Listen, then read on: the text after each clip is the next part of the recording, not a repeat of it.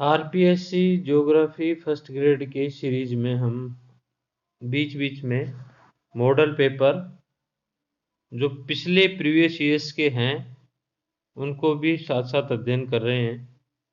तो ये set exam हुआ था 2012 का 2013 में, उसका जो पेपर है वो सेकंड पेपर है।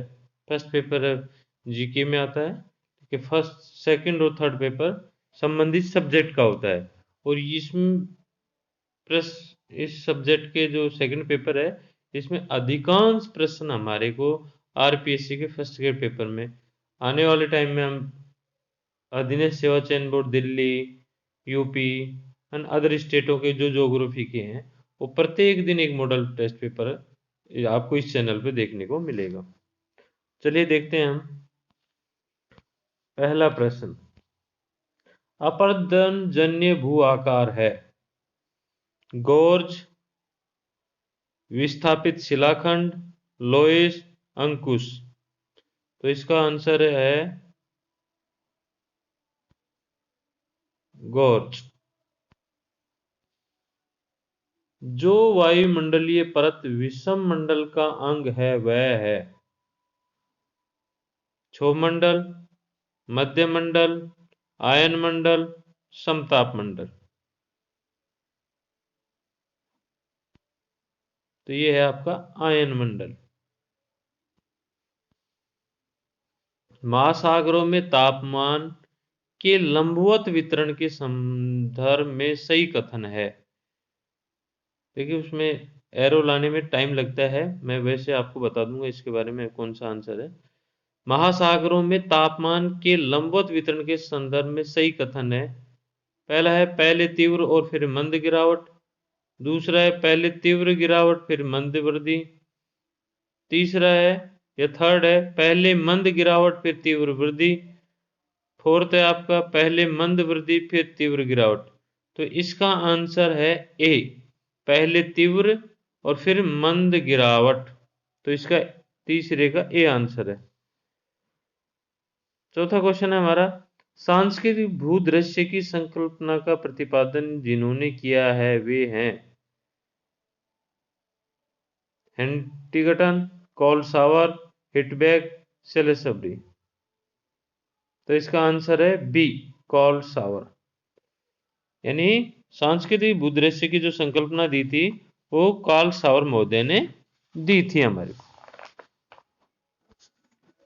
पांचवा क्वेश्चन देखिए, अस्थायी अधिवास जिसके द्वारा बनाए जाते हैं वे हैं कृषक, खननकर्ता, मछुआरे और चरवाहे। तो जो अस्थायी अधिवास हैं वो 4 नंबर चरवाहों द्वारा बनाए जाते हैं। छठा क्वेश्चन देखिए, औद्योगिक स्थानीकरण का जो सिद्धांत स्थानिक लागत वक्र तथा स्थानिक राजस्व वक्र पर आधारित है, न्यूनतम लागत सिद्धांत, उच्चतम लाभांश सिद्धांत, प्रतिस्थापन सिद्धांत, स्थानिक लाभांश सिद्धांत। यानी औद्योगिक स्थानीकरण का जो सिद्धांत है स्थानीय लागत वक्र तथा स्थानिक राजस्व वक्र पर आधारित है। तो वह 4 नंबर स्थानिक लाभांश सिद्धांत पर कार्यरत है। ये प्रश्न आपको अब आने वाले टाइम में देखने को मिल सकता है क्योंकि वो रिमलैंड की थ्योरी है और अपने मैकेंडर का है, उन सिद्धांतों के आसपास ये भी देखते हैं। द जियोग्राफी ऑफ पीस के लेखक हैं ब्लिंस, स्पाइकमैन, मैकेंडर और वोलेन कबर्ग। तो इसका आंसर है B, Spykman. The geography of peace के लेखक हैं स्पाइकमैन। आठवां, यदि भारत की प्रमुख नदियों को जोड़ने का विचार मूर्त रूप लेता है तो वह होगा परामर्शी नियोजन, भौतिक नियोजन, नवानुवर्ती नियोजन, आर्थिक नियोजन।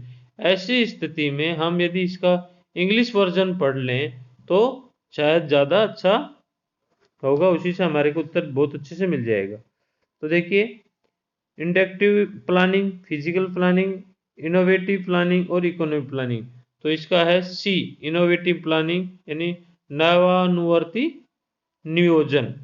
तो कई बार क्या है कि हमें हिंदी के साथ साथ इंग्लिश के भी क्वेश्चन यदि आपको लगे तो ऐसी स्थिति में आपकी काफी मदद और हेल्पफुल होंगी। सन 2000 से लेकर 2011 के मध्य भारत में कुल जनसंख्या वृद्धि हुई थी 22.5 करोड़, 10.5 करोड़, 7.9 करोड़, 18.1 करोड़। तो ये हुई थी 18.1 करोड़। निकटवर्ती पड़ोस विशेषण का उपयोग जिससे प्रारंभ हुआ है। निकटवर्ती पड़ोसी विश्लेषण का उपयोग जिससे प्रारंभ हुआ। भूगोल, वनस्पति शास्त्र, भूगर्भ शास्त्र, प्राणी शास्त्र। तो इसका आंसर है आपका वनस्पति शास्त्र। आंतरिक डेल्टा है ओरिनोको, मैकेंजी, ओंकावोंगे और मेकांग। तो इसका आंतरिक जो डेल्टा का उदाहरण है ओकावांगो। 12वां क्वेश्चन है वायुमंडल की शुद्ध एवं शुष्क वायु में नाइट्रोजन, ऑक्सीजन, कार्बन डाइऑक्साइड का संयुक्त प्रतिशत होता है वह 99% से अधिक, 98 से 99%, 97 से 98, 96 से 97। इसका ए आंसर है 99 यानी 99 से अधिक इसका प्रतिशत संयुक्त प्रतिशत होगा। मैच करना है हमें। निम्नांकित को सुमेल कीजिए। तो देखिए परिमार्जित अवतलन सिद्धांत, इसका है परिमार्जित अवतलन सिद्धांत डेविस का है। स्थिर स्थल सिद्धांत मरे का है और अवतलन सिद्धांत ये डार्विन का है और हिमानी नियंत्रण सिद्धांत डेली का है। दोबारा देख लीजिए परिमार्जित अवतलन सिद्धांत डेविस का, स्थिर स्थल सिद्धांत मरे का, अवतलन सिद्धांत आपके डार्विन का और हिमानी नियंत्रण सिद्धांत डेली का। आप इसे लिख लीजिए और आपको जरूर परीक्षा में देखने को मिलेगा। सर्वप्रथम जिन्होंने स्थानों की स्थिति का निर्धारण ध्रुवों एवं भूमध्य रेखा के संदर्भ में बनाई गई काल्पनिक रेखाओं के आधार पर विचार दिया वे हैं। यानी सर्वप्रथम जिन्होंने ध्रुवों पर या भूमध्य रेखा पर काल्पनिक रेखाओं के बारे में बात की थी यूनानी, रोमन, जर्मन, अमेरिकन। तो ये बात किन्होंने कही थी? यूनानियों ने कही थी सबसे पहले काल्पनिक रेखाओं के बारे में। ध्रुव और भूमध्य रेखा के निर्धारण के बाद सबसे पहले किन्होंने की? यूनानियों ने की। फिर दोबारा एक बार दोबारा मैच करना है, सुमेल करना है। तो देखिए प्रधान नगर तो जेफरसन कहा जाता है। मेगापोलिस ये गोटमैन। केंद्रीय व्यावसायिक क्षेत्र कोल्बी और कोटि आकार नियम वो जिफ। तो दोबारा देख लीजिए आप, प्रधान नगर जेफरसन, मेगापोलिस गोटमैन, केंद्रीय व्यावसायिक क्षेत्र कोलंबी और कोटि आकार नियम जिफ। आप इससे भी जिफ से भी पकड़ सकते थे, कोटि आकार नियम जिफ का है। तो यदि हम 1 और 3 यदि थोड़ा सा भी हम प्रयास करते तो देखिए काफी हम नजदीक पहुंच सकते थे प्रश्न के। परिवहन का आधारभूत कार्य है उद्योगों कच्चे माल की आपूर्ति बनाए रखना। परिवहन का आधारभूत की बात है। परिवहन क्यों किया जाता है उसके बारे में बात कर रहा है, उसका रिजल्ट परिणाम की बात कर रहा है। सुदूर ग्रामीण क्षेत्रों को आपूर्ति बनाए रखना, नगरीय बाजारों की आपूर्ति बनाए रखना, दूरी व समय पर विजय। तो इसका 4th नंबर आंसर है कि परिवहन का जो आधारभूत कार्य है या परिणाम है वह है दूरी व समय पर विजय। यह प्रश्न आपको देखने को मिल सकता है भविष्य में। आप हमारे चैनल पे बने रहिए। लगभग 100 से 150 के आसपास प्रत्येक दिन एक मॉडल जो आए हुए प्रश्न है उनको हम यहाँ सोल्व करवाएंगे। The geographical point of history नामक शोध पर जिन्होंने प्रस्तुत किया तो ये किया था स्पाइकमैन, हुसन, मीनिंग और मैकेंडर। तो ये मैकेंडर महोदय ने ये the geographical point of history ये इन्होंने शोध पत्र जारी किया था। प्रादेशिक नियोजन से असंबद्ध घटक हैं। नियोजन प्रदेश का व्यापक स्वीकार्य सीमांकन, सत्तारूढ़ दल के अनुसार नियोजन, नियोजन के लिए उपयुक्त विधि तंत्र का निर्धारण, प्रभावी नियंत्रण व्यवस्था के असंबद्ध घटक है सत्तारूढ़ दल के अनुसार नियोजन। जिस जनगणना वर्ष के बाद जनसंख्या की दशकीय वृद्धि दर निरंतर घट रही है, तो ये है 1991, 1981, 1971, 1961। तो ये 1971, 1971। जो उपग्रह भारतीय सुदूर संवेदन उपग्रह तंत्र का अंग नहीं है वह है, देखिए इसको इंग्लिश पढ़ेंगे तो the satellite which is not a part of Indian remote sensing satellite system. तो ये Resourcesat first, RISAT first, Cartosat first, Radarsat set first. तो इसी का 4 नंबर आंसर है। रेडोरसेट फर्स्ट है, वो दूर संवेदन उपग्रह तंत्र का पार्ट नहीं है, अंग नहीं है। 21वां क्वेश्चन देखिए, मैच करने का है। ऐतिहासिक राजधानी, तो ये है रोम। निर्धारित राजधानी वह है ब्राजीलिया। विभक्त राजधानी है नीदरलैंड।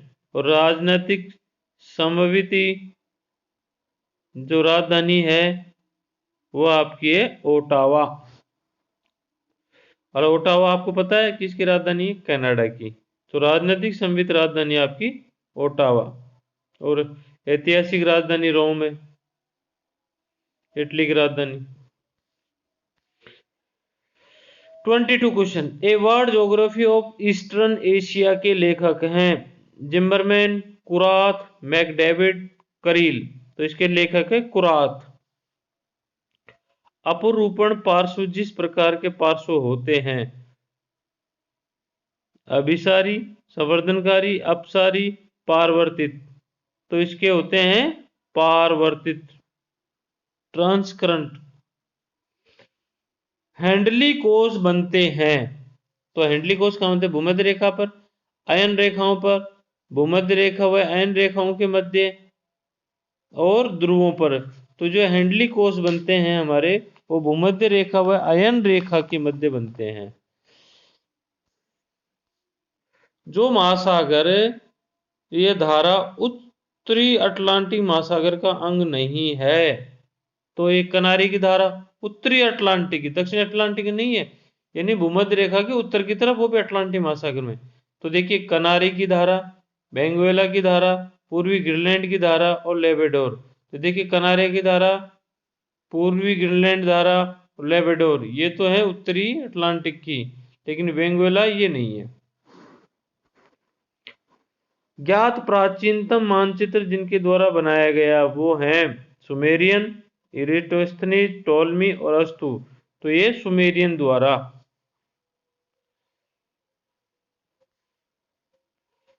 अगला देखिए, जाननांकिकी संक्रमण वर्ग के संदर्भ में निम्नलिखित को सम्मिलित कीजिए। तो स्थिर अवस्था है वह है प्रथम अवस्था, प्रारंभिक व बाद की विस्तार अवस्था है वह है द्वितीय अवस्था, निम्न स्थिर अवस्था है वो तृतीय, और अवनति अवस्था है आपकी चतुर्थ। वान थुनेन ने अपने प्रतिमान में जिस कारक को सम्मिलित नहीं किया वह है, वान थुनेन ने अपने प्रतिमान में जिस कारक को सम्मिलित नहीं किया है, भूमि किराया, क्योंकि वान थुनेन कृषि का एक सिद्धांत दिया था उन्होंने। तो बाजार से दूरी, उत्पाद का विक्रय, जनसंख्या का घनत्व है, तो उन्होंने जनसंख्या के घनत्व का सम्मिलित नहीं किया था। जो सीमा का प्रकार नहीं है वह है, तो आपकी ज्योमितीय होती है, स्थलाकृतिक होती है, प्रजातीय भौगोलिक होती है, लेकिन बलकृत फोर्स्ड नहीं होती। 30वां क्वेश्चन देखिए, प्रादेशिक नियोजन की सफलता मुख्यतः जिस पर निर्भर करती है वह है, किस पर निर्भर करती है? उद्देश्य व नियंत्रण व्यवस्था का निर्धारण, नियोजन प्रदेशों का सीमांकन, कर्मचारियों की सुविधा, विदेशी निवेश की मात्रा। तो जो प्रादेशिक नियोजन की सफलता वो उद्देश्य व नियंत्रक व्यवस्था का निर्धारण पर निर्भर करती है। जो हिमालय की लकड़ी नहीं है वह है देवदार, महोगनी, स्प्रूस, श्वेत सनोवर। तो ये महोगनी है, ये हमारे हिमालय क्षेत्र की लकड़ी नहीं है। आगे देखिए, पूरा चुंबकत्व से संबंधित नाम है जे ए स्टीयर्स, हैरी हैंस, वैलेंटाइन व मूर्स, डीजे होल्डन। तो हैरी हैस पुरातत्व चुंबकत्व का से संबंधित है। सही कथन चुनना है। मध्य मंडल के सीमांत पर तापमान -80 से भी कम हो जाता है। मध्य मंडल में तापमान समान रहता है, समताप मंडल में रहता है, तो मध्य मंडल में तापमान 100 डिग्री सेल्सियस से अधिक हो जाता है।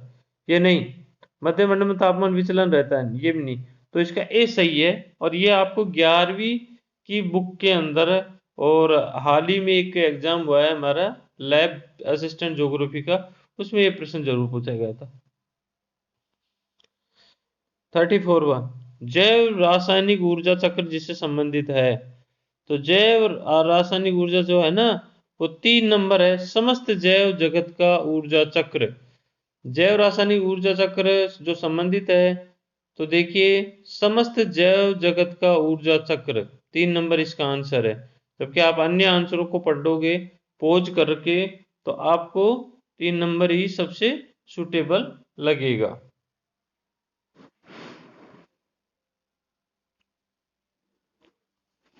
अगला नेक्स्ट क्वेश्चन देखिए, मानव धरातल की उत्पाद है। मानव किसकी उत्पाद है? धरातल की। इसका अर्थ केवल यह नहीं है कि वह पृथ्वी की शिशु है, उसकी मिट्टी का मिट्टी है। यह कथन किसने कहा? सैंपल, हेंटिंगटन, बून्स, ब्लांच और कुमारी सैंपल, क्योंकि ये अमेरिकन भूगोलवेत्ता थी। अगला क्वेश्चन है, ग्रामीण नगरीय सीमांत की अवधारणा जिन्होंने दी वह थे मर्फी, थॉर्नबरी, किंग और प्रायर। तो ये प्रायर ने दी थी। जो सिद्धांत था, ये अवधारणा थी, वो प्रायर महोदय ने दिया था। परिवहन हेतु भूमि पर तेजी से बढ़ते दबाव से जिसके द्वारा भार मुक्त हुआ जा सकता है वह है गाड़ियों की संख्या में कमी, भूमिगत व भूमि के ऊपर पार्किंग, गाड़ियों के आकार में कमी, पेट्रोल की कीमतों में वृद्धि। तो इसका बी आंसर होगा, भूमिगत व भूमि के ऊपर पार्किंग बढ़ने से भार मुक्त हुआ जा सकता है। अगला क्वेश्चन देखिए, महंगे व सस्ते मकान एक ही क्षेत्र में नहीं बनाए जा सकते। महानगरीय लंदन में एम्ब्रोज का यह कथन जिस प्रकार के पार्थक्य का प्रतीक है वह है, महंगे व सस्ते मकान एक क्षेत्र में नहीं बनाए जा सकते। तो ये वैभव स्थिति के बारे में बात कर रहा है, यानी स्टेटस की बात नहीं कर रहा है। रेस, कलर, नेशनलिज्म का यहाँ कोई, क्यों मकानों का इससे कोई संबंध नहीं होता, केवल स्टेटस को लेकर महंगे और सस्ते मकान की बात की जाती है। 39वां, जिस धर्म का भारत में उद्भव हुआ किंतु भारत से बाहर अधिक व्यापक हुआ वह है, तो हिंदू, जैन, बौद्ध, सिख। तो ये जो बौद्ध धर्म है इसका उद्भव भी है, लेकिन ये बाहर ज्यादा जाके फैला। देखिए अगला क्वेश्चन है, कथन का चुनाव करना है सही का। भारत में ग्रीष्मकालीन मानसून के प्रबल होने की संभावना रहती है। पीरू तट के निकट लालिनों के कारण कर्षण कारक विकसित होने से, पीरू तट के निकट लालिना के कारण विकर्षण कारक विकसित होने से, पीरू तट के निकट लालिनों के कारण विकर्षण कारक विकसित होने से, पीरू तट के निकट लालिनों के कारण कर्षण कारक विकसित होने। इसका बी आंसर होगा, पीरू तट के निकट लालिनों के कारण विकर्षण कारक विकसित होने से। देखिए आगे, push factor to develop due to the El Nino near Peru coast. Push यानी दबाव वाला, पुल नहीं, खींचना नहीं होता, पुश।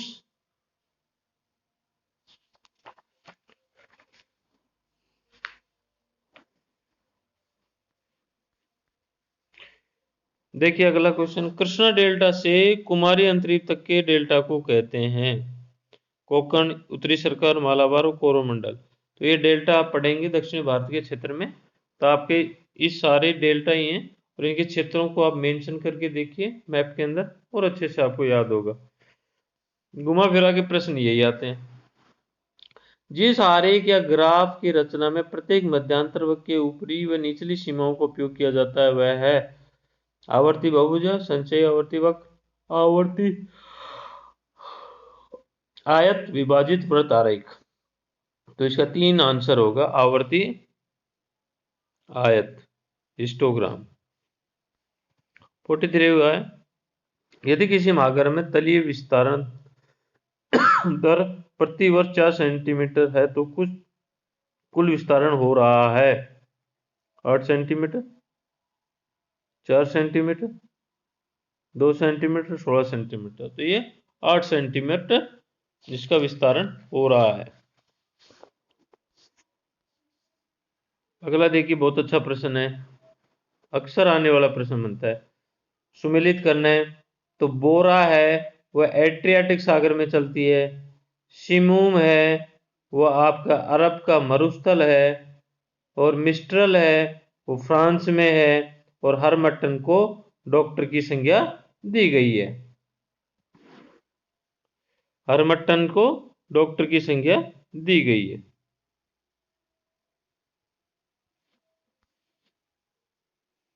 जो पुस्तक हैंटिंगटन द्वारा लिखित नहीं है वह है द पल्स ऑफ एशिया, लिखी हुई है, सिविलाइजेशन एंड क्लाइमेट ये लिखी हुई है, प्रिंसिपल ऑफ ह्यूमन ज्योग्राफी लिखी हुई है, American history and it's geographic conditions ये नहीं लिखी हुई है। विश्व का सबसे बड़ा मूंगफली उत्पादक देश है यूएसए, भारत, अर्जेंटीना, चीन। तो सबसे बड़ा मूंगफली उत्पादक जो देश है वह है चीन। सामाजिक भूगोल में ब्लैक बेल्ट जिसके लिए प्रयुक्त होता है, कोयला खनन मेखला नहीं, कोयला खनन श्रमिकों की आवासीय मेखला नहीं, औद्योगिक धुएं की मेखला नहीं, काले जनसंख्या की मेखला।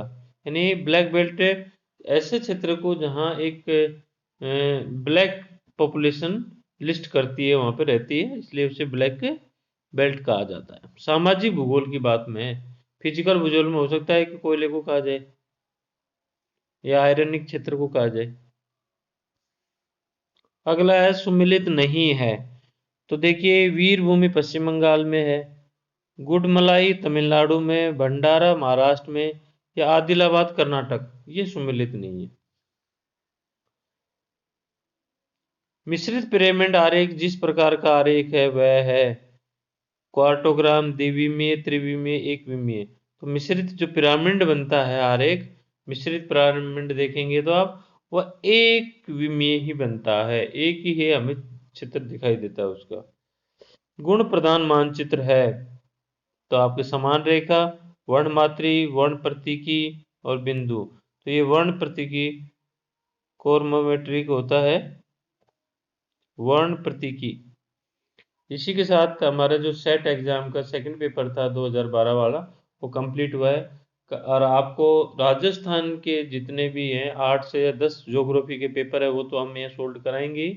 इसके अलावा प्रत्येक दिन आपके यूपी है, यूपी सेट है, MP set, Bihar, Delhi DSSB में, केवी में आए हुए क्वेश्चन, तो लगभग हमारे पास अभी एक मतलब 150 दिन है, तो 150 मॉडल टेस्ट पेपर आपको इस चैनल पे देखने को मिलेंगे। आप आइए, विजिट करिए, आधा एक घंटे के समय में आप अपनी तैयारी को काफ़ी हद तक मजबूत कर सकते हैं। साथ ही हम इस YouTube चैनल पे ये प्रत्येक दिन 5 से 8 के बीच में क्वेश्चन पोस्ट किए जाते हैं। आप उन्हें रोजाना टेस्ट दें और अपने आप को जांचें, और पढ़ाई रटने के आधार पर नहीं करें, समझने के आधार पर पढ़ें। सरकारी किताबें पढ़ें, प्राइवेट किताबें बिल्कुल नहीं पढ़ें, और जब तक आप खुद किसी कंसेप्ट को नहीं समझेंगे सफलताएं काफ़ी मुश्किल होती है। धन्यवाद।